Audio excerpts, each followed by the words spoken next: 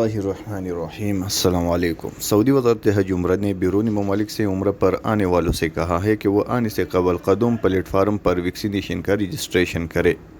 وزارت حج عمرہ نے مملکت آنے والے عمرہ زائرین سے کہا ہے کہ وہ سعودی عرب آنے سے 72 گھنٹے قبل آن لائن قدوم پلیٹ فارم پر ویکسینیشن کے بارے میں معلومات اپلوڈ کرے۔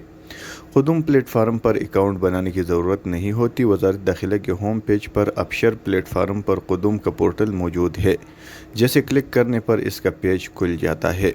واضح رہے، سعودی عرب میں کورونا سے بچاؤ کے لیے Pfizer biotech AstraZeneca Johnson and Johnson اور موڈرنا ویکسین فراہم کی جا رہی ہے۔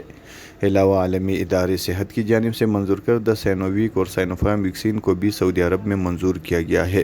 وہ افراد جنہوں نے مملکت میں ویکسین کا کورس مکمل نہیں کیا، انہیں سعودی عرب آنے کے بعد مقررہ ویکسین کی بوسٹر ڈوز دی جاتی ہے، جبکہ ایسے افراد جنہوں نے اپنے ملک میں ویکسین لگوائی ہے، انہیں سعودی عرب آنے کے بعد 5 دن قرنطینہ میں گزارنے ہوتے ہیں۔